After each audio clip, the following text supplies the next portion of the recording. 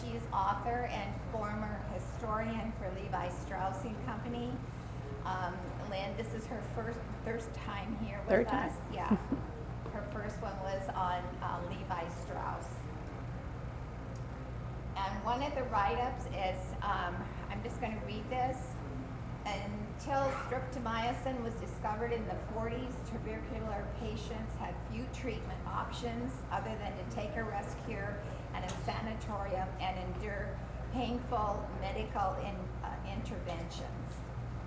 Unlike most other medical facilities of the time, they treated primary working class women and provided the same treatment to all, including Asian American and African American women, despite the virulent racism of the time.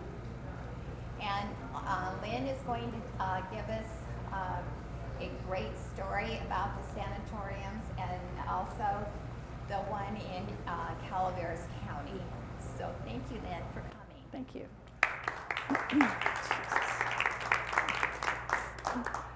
Thank you all so much for coming, all of you Sunday afternoon history buffs, and I see a lot of familiar faces. I really appreciate you coming out. I have to tell you, I had a moment of panic a couple of days ago. I thought, is Sunday the Super Bowl? My God, nobody will come. Oh, no, it's next Sunday. Okay. But I did have that moment of panic. So thank you for coming, letting me talk about one of my favorite subjects. I came out with my book in 2019, and I had a lot of promotion planned in the spring of 2020, and so that one went away. So I'm always happy for the opportunity to talk about this place. So I grew up in Marin County, in Marinwood, and my grandparents lived in Sonoma, which is where I live now. And all the time I was growing up, my grandmother would tell these stories. And they always started like this. When I was in the sanatorium, this happened. Or when I was in the sanatorium, it was really cold. Excuse me, or whatever. And I didn't really, pay attention to her stories. But then in about 1965, I went to the local Girl Scout camp in Fairfax, also in Marin County, West Marin County. And I was really intrigued by this old building. It had all these scary hallways, and there was the autoclave, and we didn't know what it was. And one of the other girls said it had been an insane asylum, how little girls are. Excuse me. So I was just really intrigued because I had really started to become really interested in history. But my grandmother had sort of stopped telling her stories. Then in the 1980s, when the AIDS epidemic struck, and so many AIDS patients were coming down with TB, and so tuberculosis was in the news. And then my grandmother started talking about the sanatorium again. And I said, what are you talking about? She said, well, when your father was 2 years old in 1927, Dr. Brown took me into his sanatorium called Arequipa in Fairfax. The Girl Scout camp? She said it was a sanatorium just for women, and she was there for 14 months, away from my father for 14 months in the late 1920s. So the first thing I did was sit my grandmother down with a tape recorder, and I recorded, we talked for over 2 hours, I recorded her entire story about this place that I'd never heard of. So and then I went to the Bancroft Library at UC Berkeley, and they had a couple of annual reports, but really not very much. So I called up the Girl Scouts. I called up the local Girl Scout council, and they said, well, we don't know anything about that, but there's a guy, the site manager might have some information. So I called him up, and his name was Happy Stanton, really. His name was Happy Stanton, and he's like, oh yeah, when I started my job here, I found boxes of papers and photographs and scrapbooks, and the Girl Scouts just told me, I could do whatever I wanted with it. And then he said, it all looked really important, so I put all of it in our shed. So I went, and I was living in Fairfax at this time. I went out there, and he opened up the shed, and there was the entire archive of this sanatorium. So the first thing I did was bully the Girl Scouts into letting me take it home, because I was trained as an archivist. And the next thing I did was bully the Girl Scouts into giving it to the University of California. So all the archives, they're safe, and they're at this amazing research institution. So even as I was going through this process, I really wanted to learn more about this place. So I did as much as I could reading the archival material and then going out to a number of libraries. And the story I found was amazing. And my grandmother didn't have the full story, but what I learned was just this incredibly unique story. So Arequipa was founded by a man named Dr. Philip King Brown. And this is a picture of him with his wife, Helen Hillier, who, by the way, was like a child of the Nevada silver rush and grew up in Virginia City, Nevada, running around the muddy streets of Virginia City. She was this amazing, anyway, that's another story. So it was founded in 1911. And Philip King Brown opened this sanatorium specifically for women. This is incredibly rare. There might have been 2 other sanatoria in the United States that were just for women. Almost all of them were mixed sex, mixed gender. And so I wondered, why would he do that? Why would he open a place just for women? Then I found out. It's because of his mother. This is Dr. Charlotte Blake Brown. She was one of San Francisco's first and most glorious physicians and surgeons. She was born in Pennsylvania. Her father was an Army chaplain, where she was dragged through territorial Arizona in the 1860s. Then she got married and moved to Napa. And when her 3 children were quite young, she told her husband, "I'm going to medical school." So, okay, bye. And she went off to the Women's Medical College of Pennsylvania in Philadelphia, and came back 2 years later, a physician, and then moved her entire family to San Francisco. And she was literally gone for 2 years. Her husband did have an affair while she was gone, and the husband of the woman he had the affair with shot him on the streets of Napa in 1871, but he lived. It's in the book. The first thing that Charlotte Brown did after she got her family settled is she founded a place called the Pacific Dispensary for Women and Children. And it was a sort of an outpatient clinic just for the women and children of San Francisco, which is what she focused on. She raised her 3 children, and by this time she had 3 children. She had Philip, his older sister Adelaide, and another daughter, Helen. Excuse me. How many children did she have? There were 3 kids. So she raised her 3 kids, Philip, Adelaide, and Helen, yeah. 2 of them became doctors. And so she's raising her children. She has her own dispensary, and her children grew up seeing their mother being called away in the middle of the night, or being called away in the middle of dinner to treat someone or to deliver a baby. And this is the example they had. This is the example Philip Brown had growing up. So he decided also to become a doctor. He went to Harvard, and he got his got his MD in 1890. Came back to San Francisco to practice. He married Helen Hillier. They had 4 children. They had this beautiful house on Van Ness Avenue. Everything was going fine until April 18th, 1906. And that's what happened to their beautiful home. That's the building on the right is their home. The chimney from the church, the chimney from the church fell through their dining room. So their house was destroyed. And so Helen took the children to stay with her sister in another part of the city. And Dr. Brown just jumped in and helped with all of the injured and with the dying after the earthquake. His sister Adelaide did the same thing. And then he and his family built another house like way far away from downtown San Francisco. So he got his practice up and running. And he had mostly a pulmonary practice. And after 1906, after everything was settled and the city was rebuilding, he noticed something really interesting. More women than men were coming into his clinic with tuberculosis.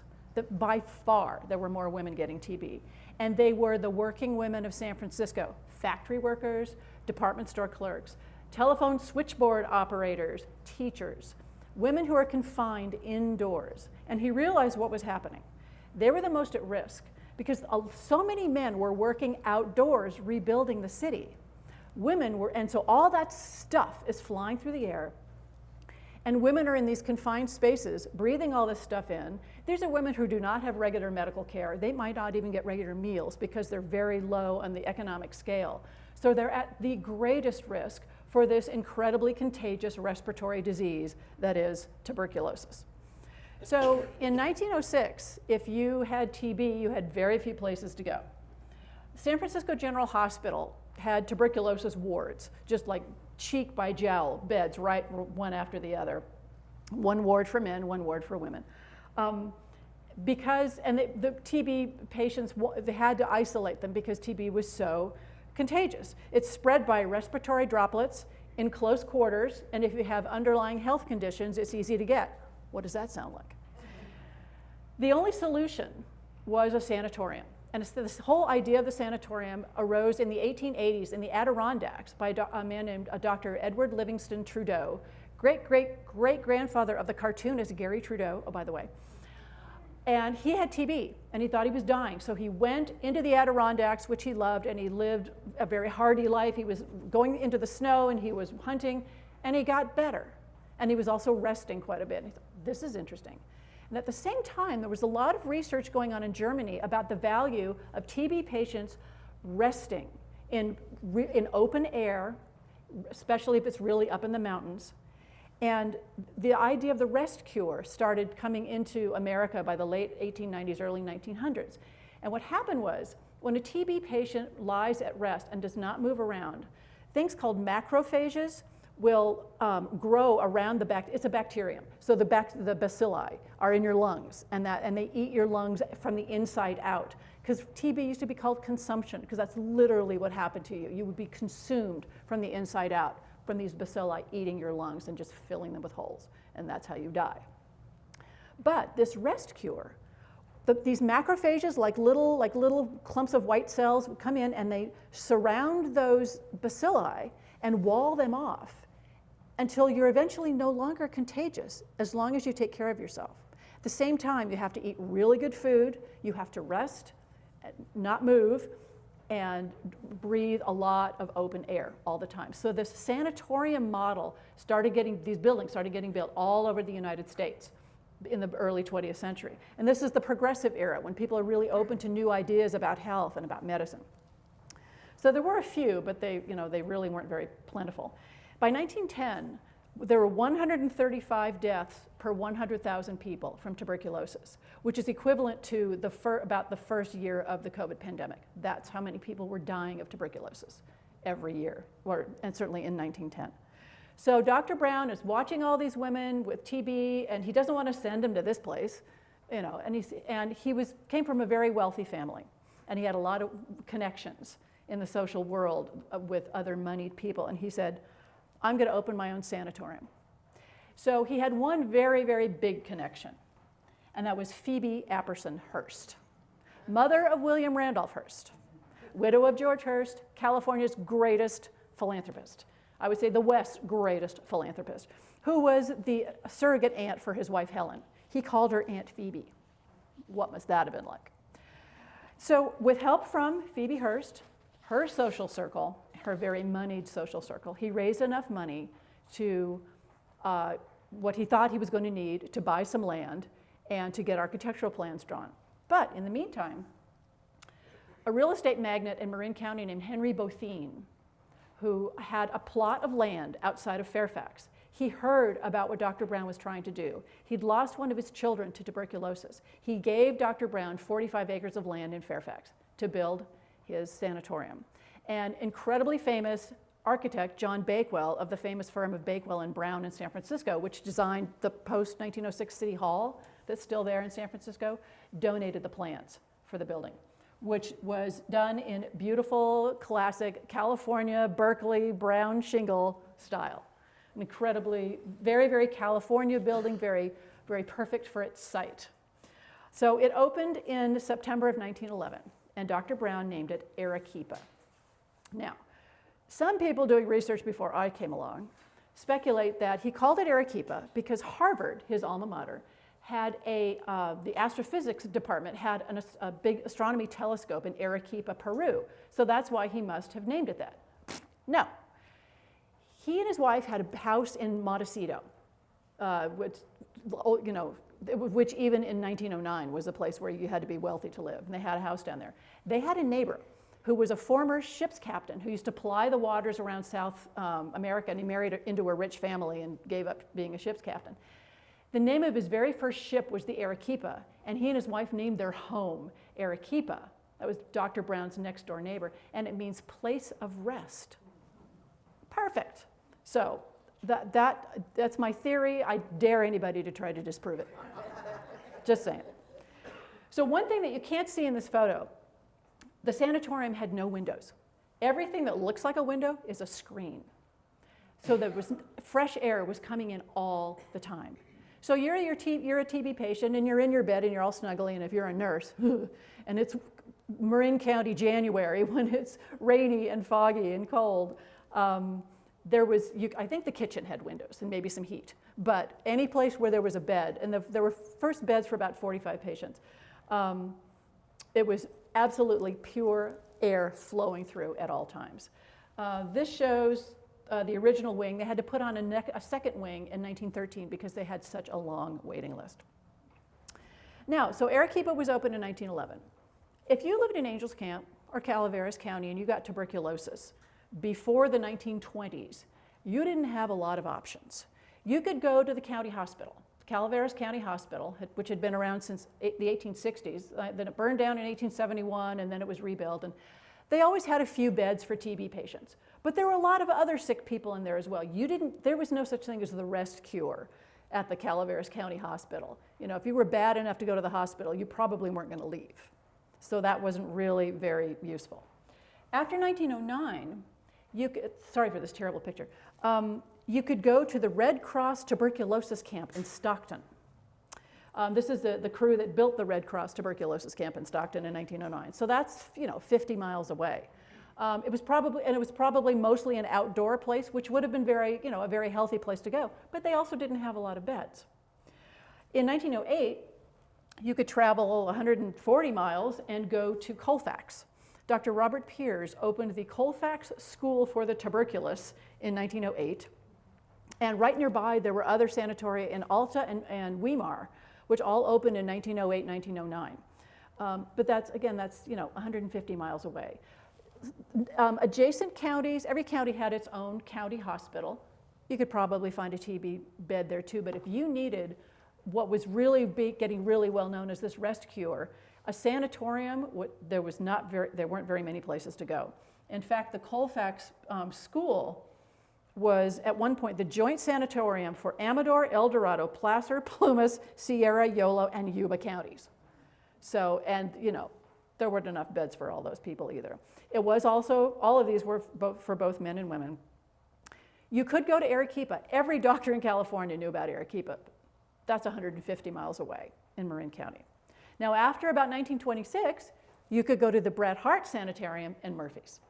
I know the building was built in 1926. I think it had been converted to a TB facility by about the mid-30s, and I think it was open until about 1950. That's about all I know. But so after the mid-1920s, you had an option, which a lot of people in other counties did not have. So that's really amazing that you had that here.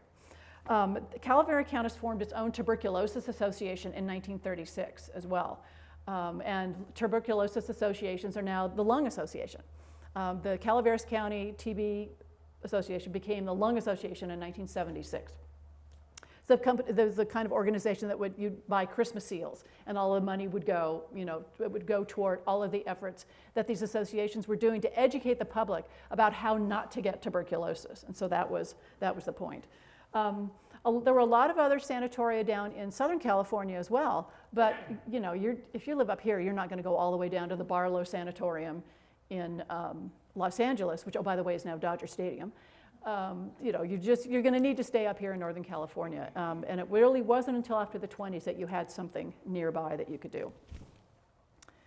So from the very first opening day at Arequipa, all of the staff were women. Now, it makes sense that the nurses were women. It was very rare for a man to be a nurse in 1911, or certainly for decades after. But all of the physicians were women. And Dr. Brown had asked a lot of the women physicians he knew that all worked in his building at 909 Hyde Street in San Francisco, and through his mother, to ask them to be what was called a visiting physician. There was no resident physician at Arequipa. There were nurses on staff, and there was a superintendent. But the doctors were on like a rotation. And they would come, everybody had their own day and their own set of patients. And there were about 5 or 6 of them over about the first 20 years. And then they had, later, a resident physician.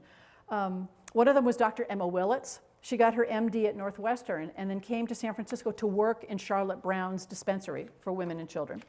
She was very outspoken. One time at Charlotte's hospital, a visiting male physician saw her holding a retractor, and he said, "What do you expect to do with such small hands?" And she replied, "I will use skill and not brute force." Another one was Ethel Owen. She was one of the first women to study medicine at Stanford. She went to France during World War I and was decorated by the French government for her medical service. And Philip's sister Adelaide Brown, one of her contributions, main contributions to public health, she knew that cows can get bovine tuberculosis and transmit that into their milk. And these rural cows, this milk is being served to school kids in San Francisco. And she cleaned up the milk in San Francisco. She had cows tested regularly. She had the dairies cleaned up. Arequipa had its own dairy in the first years, and Adelaide came down to inspect it, which must have been terrifying because she was a terrifying person. And she made sure that the cows at Arequipa were TB free, because one of the things you had to do on this rescue was drink a lot of milk. Because one of the things that happens is you lose a lot of weight when you get TB. And there was during the daily routine at a sanatorium, or the weekly routine, was getting weighed. And if you started to steadily gain weight, you knew you were getting better. The thing was to get fat at a sanatorium. And one of the ways they did this for their patients was to give them milk 3 times a day. You don't like it? Tough, choke it down. That's the way it was. So Philip King Brown knew all these women through his own practice. And I think about these women, the deep commitment they had to this place. So you're a doctor in San Francisco, and it's before the Golden Gate Bridge was built. You have to take the streetcar to the ferry building. You have to get on the ferry. You get off the ferry in San Francisco. You get on the train. You take the train to Fairfax, and then someone from the sanatorium has to come and pick you up at the train station, take you back, and then you do the reverse to get back. And you do this maybe a couple of times a week on top of your own practice in San Francisco. This is a huge, deep commitment on the part of these women, and I just found it was amazing. So Dr. Brown understood that these women are lying in bed, and this is what they're thinking. I've got TB, I'm gonna die, what's gonna happen to my children, oh my God, oh my God, oh my God. He didn't know the word stress, use the word stress. Stress was not in the vernacular, but he knew that it was bad for these women to lie in bed and have that kind of worry and stress. So he was going to do occupational therapy, which is very common in a lot of institutions. But he didn't do like basket weaving or knitting. I mean, the women could knit in their beds if they wanted to, but he did something different. He did pottery. Now, there are stages at a sanatorium. When you first come in, you're contagious, you're really sick, you have to stay in bed and you can't move.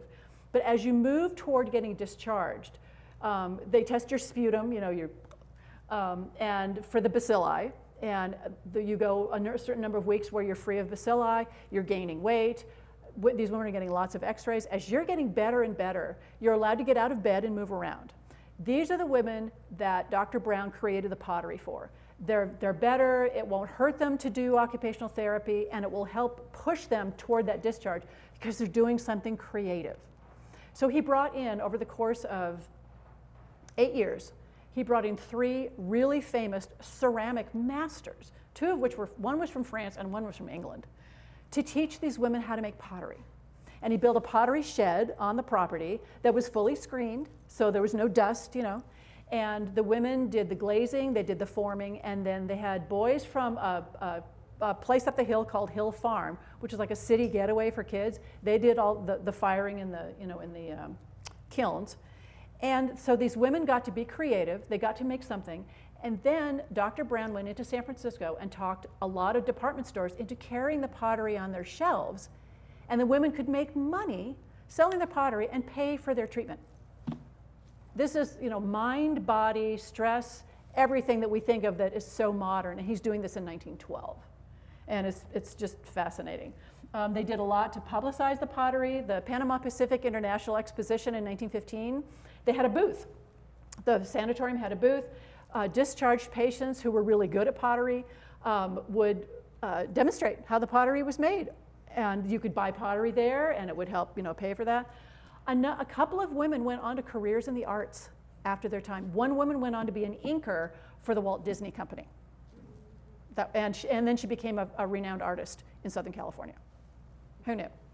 So this was his idea, which was to get the word out so people would buy the pottery, and then keep introducing all of these patients to this, to be learning how to make pottery just before they go home, because that kind of movement won't hurt them. After a few years, they started to make tile, and this was the beautiful logo that they came up with that was stamped on the back of every tile. The pottery, I have four pieces of the pottery, which I managed to acquire in the 80s before prices went stupid. And it's just a really simple little tree with the word Arequipa on the pots. But on the tile, you can do this stamp, and I have a few of the tiles as well. And it's just this gorgeous, it's such a classic California image. And this was on the tile. It had to close the last tile master left during World War I. And during the war, it was really hard to get clay and, and all kinds of other materials because the war made World War I made everything much more expensive. America entered World War I in April of 1917. And so by about 1922, the pottery was pretty much closed.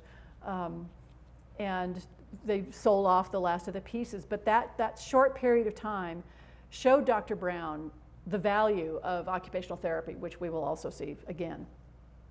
So when you have TB, you have the rest cure. You're lying in bed. But every once in a while, doctors had to do some kind of gruesome medical interventions. One of them was called pneumothorax. My grandmother had this more than once. You lie on a table. If you're lucky, they slap some lidocaine or novocaine on your back. And then there's a hose on this machine. It's got a needle on it. They stick it in your back between your ribs and inject nitrogen around your lung to collapse it. And that way, then the diseased lung, to collapse it so it will not move, so those macrophages can grow. And this would be done like more than once. And this was for women who really needed an intervention. They weren't gaining weight. They still had bacilli. They would get this artificial pneumothorax. And if you are running around and you hear an ambulance driver say pneumothorax, that's not good. That means your lung has collapsed.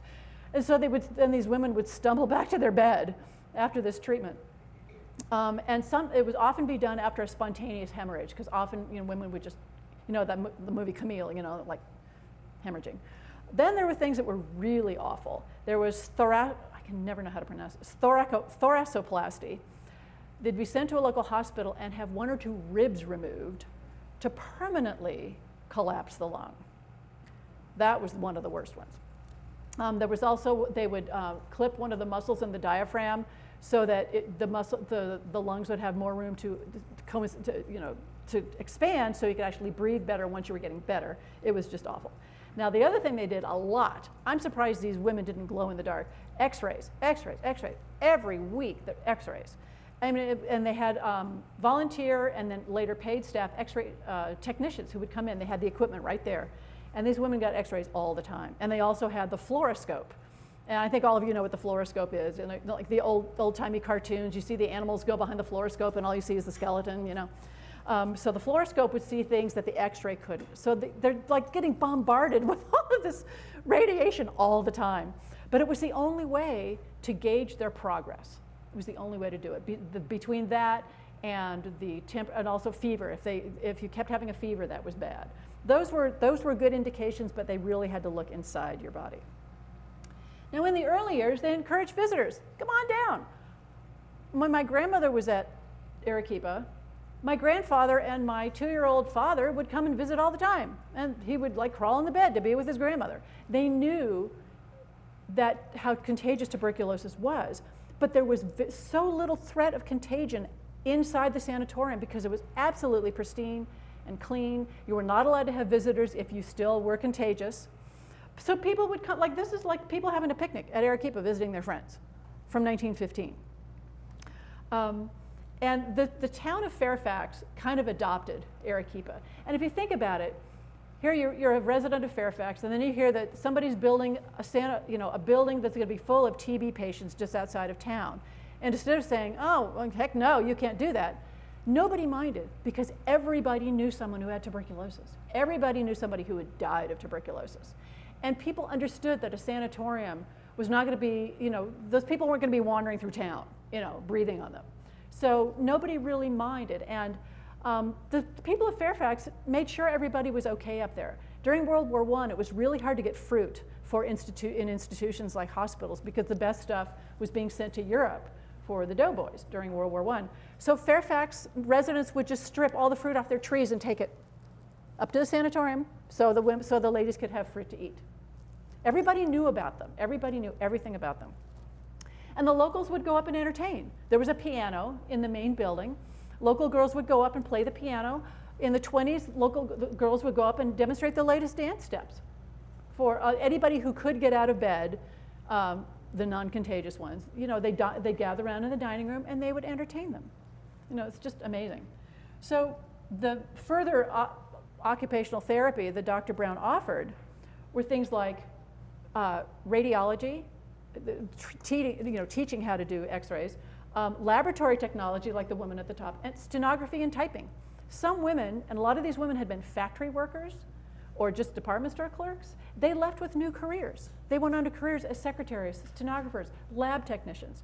And what I especially like is Dr. Brown had no problem teaching women how to be lab techs. It's like, why not? What's the problem? You know, he had been so raised by his mother to not put barriers in front of women. And he did that with his patients. He made sure they didn't have barriers. There were lots of lectures. Arequipa was seen as a school. Dr. Brown really felt it was a school. You were going to learn how not to get TB after you leave. And that meant he encouraged everybody to sleep outside all the time, or make sure your windows are always open. If you have a porch, enclose it with a screen.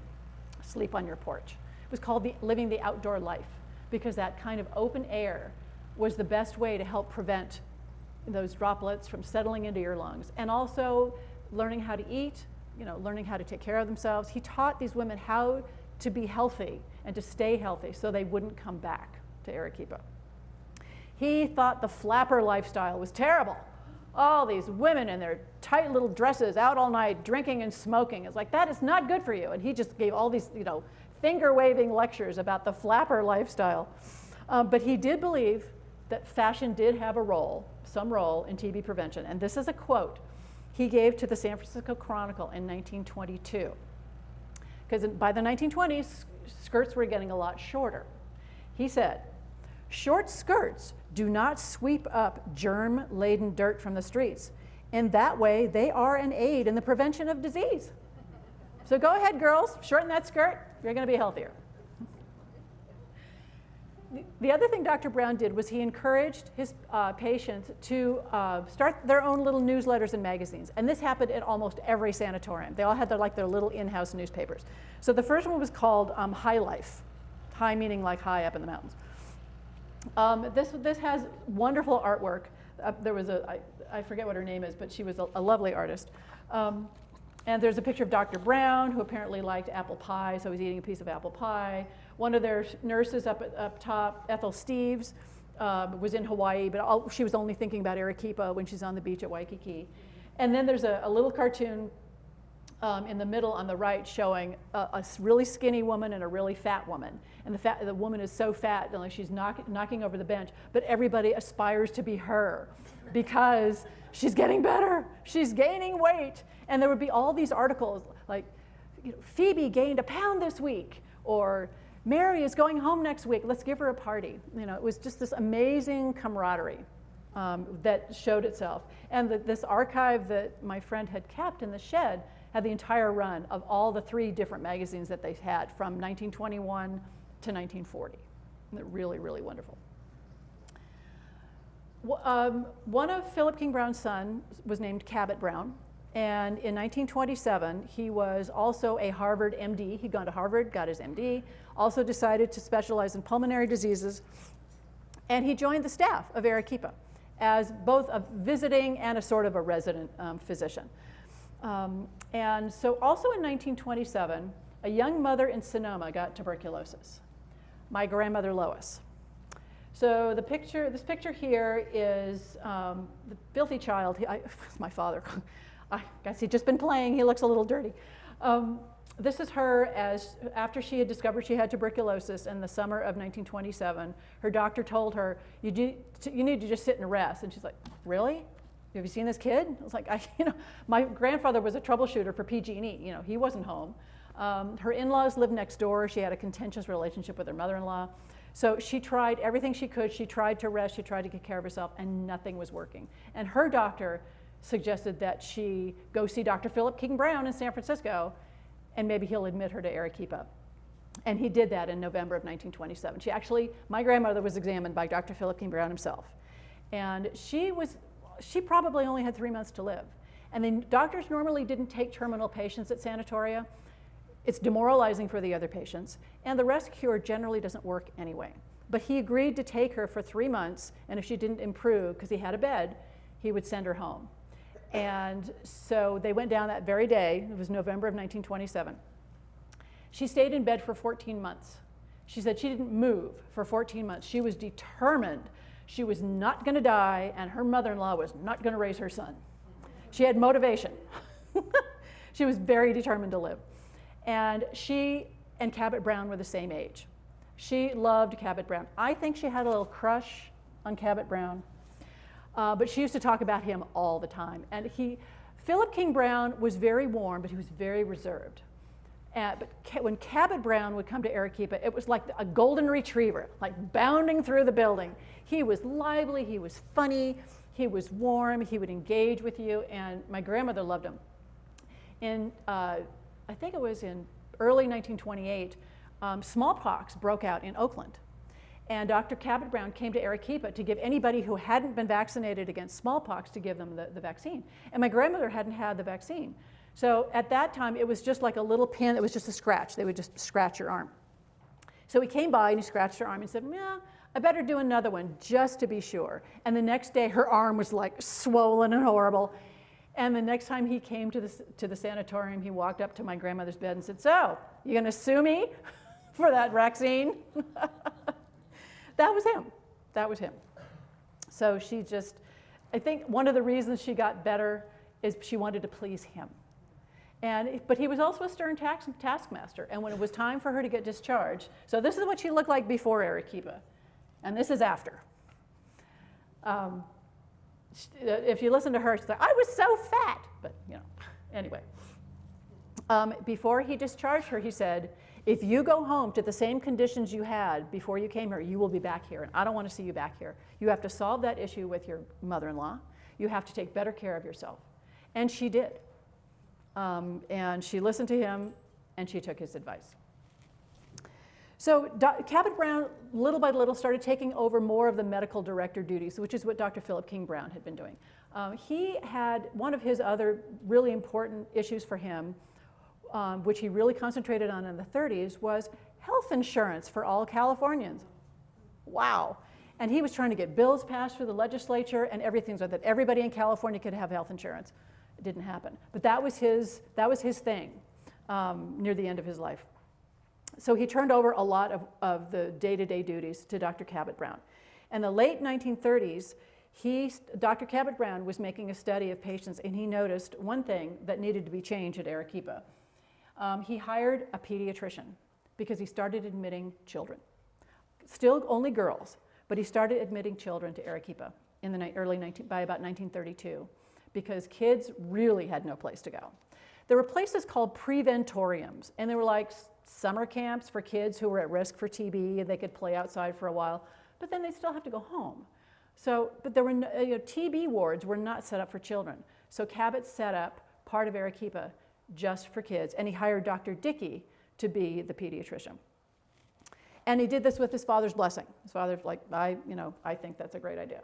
So one of the children was admitted at age 14 in 1940, and her name was Rose Wong. She had been born in San Francisco, and then her whole family moved to Watsonville. Her father was an itinerant fruit picker, wasn't at home a lot. She was the youngest of many children. Her mother died of tuberculosis when she was 13, and then when she was 14, they discovered she had TB. And her doctor knew Cabot Brown and got her admitted to Arequipa in 1940. Her story brings up another amazing part of Arequipa's history. This is a photo that Rose gave me. And these are a number of girls from the children's ward that she knew. There are Caucasian girls, Asian girls, and Hispanic girls. There was no racial discrimination at Arequipa, none. I asked my grandmother that specifically. She said there were a couple of Asian American women when she was there in the 1920s. Nobody minded. She said, and I asked her, do you know if there was any racial discrimination? And she said, no. It was if somebody needed a bed, they got a bed. And that's the way she put it. I call this the UN photo because it's all of this wonderful group of girls of so many races. Rose stayed at Arequipa for 7 years. And when she was ready to be discharged, she was kind of healthy by 18 or 19. She had no place to go. Her father was gone, her siblings were scattered and married. So Cabot Brown gave her a job and gave her like a little room at Arequipa, and she did some of the lab work. She swept the floors, she answered the phones. When she felt she was ready to go into the world at 21, she did, and she left and she went to work at a Belmont tuberculosis sanatorium for a number of years, and then got married and was in government service. And the reason I'm able to tell you about Rose is as I was writing this book, I found descendants of the Brown family, and somebody who knew Rose, who lived in Washington, D.C., told me about her. And I interviewed her over the phone for 2 hours, and I'm frantically taking notes. And then in August of 2018, I went to D.C. to meet her. She was adorable. I'm going to cry because she died in 2021. She was 94. So I just had what my mother used to call sloppy luck. I met descendants of Philip King Brown as I was working on this book, and I met Rose. So I got Rose's entire story about what it was like to be a child at Arequipa, and what it was like for some of the Japanese American girls who were there during the 40s, who apparently had not been sent to Manzanar or any of these other places. So that story is in the book, and these members of the Brown family are now very dear friends. One lives in Walnut Creek, one's in Washington, D.C., so that was really, really special, and it made the book so wonderful. It would have been a much poorer book without having met those people. Dr. Brown himself died in 1940, and then Cabot takes over Arequipa, and he starts making some pretty big changes. Arequipa had been sort of this loosey-goosey, yeah, you can come and visit your relatives if you're not contagious, and yeah, you can get out of bed and walk around if you don't have a fever, whatever. Once Cabot took over, it became more like a hospital. You stay in that bed, you don't move, here are the rules, you have to follow the rules. It was very, very hospital-like. And this was happening all over California, and actually all over the country, because by the 1950s, things were changing.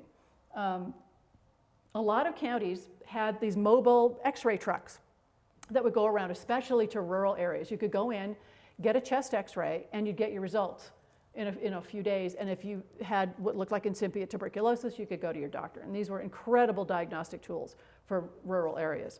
And so this was a quick diagnosis. You could reach more people.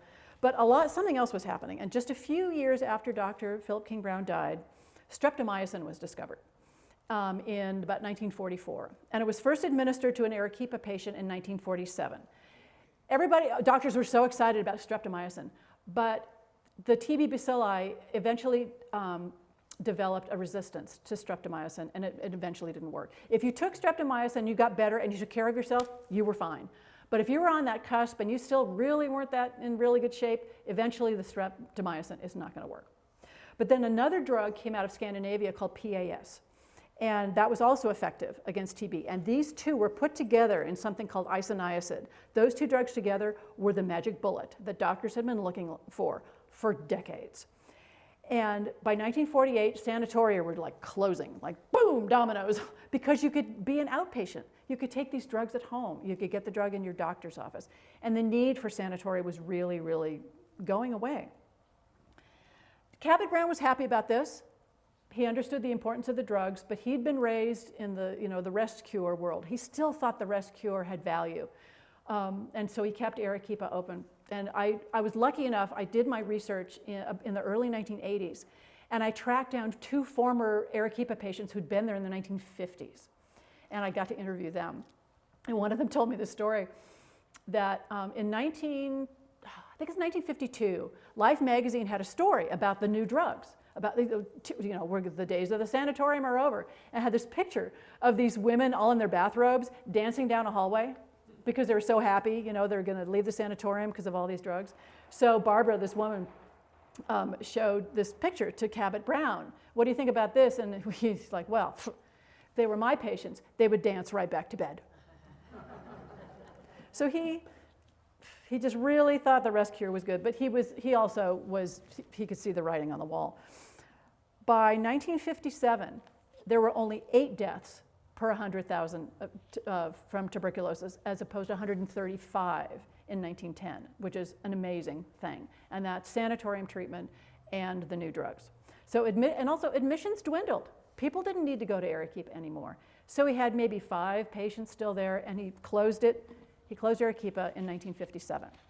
He found places for some of the women who still needed maybe some sanatorium care. There was a big sanatorium in Livermore that had opened, I think, in the 1930s.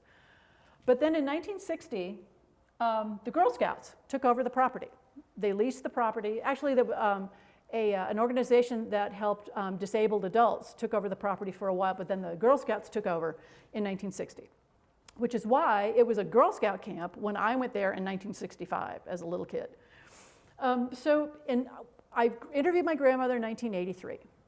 And then about the same time, I met Happy Stanton and his wife, Carrie Lynn, and I found the archives, and I was bullying the Girl Scouts.